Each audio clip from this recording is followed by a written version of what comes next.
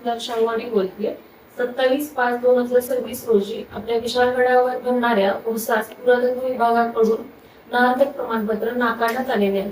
विशाळगड किल्ला हा संरक्षित स्मारकांच्या यादीत समाविष्ट असल्यामुळे सदर ठिकाणी कोणतीही पशुहत्या किंवा अन्न शिजवणे या कृत्यास कायदेशीर मनाई आहे. त्यामुळे 27/5/2026 ते 1/6/2026 या कालावधीमध्ये पशुहत्या, कुर्बानी या कोणत्याही कृत्यास महाराष्ट्र प्राचीन स्मारके व पुरातत्व शास्त्र विषयक स्थळे अवशेष नियम 1962 मधील नियम 8 नुसार संरक्षित स्मारकाच्या परिसरात अन्न शिजवण्यास बंदी असल्यामुळे सदर ठिकाणी कोणत्याही प्रकारची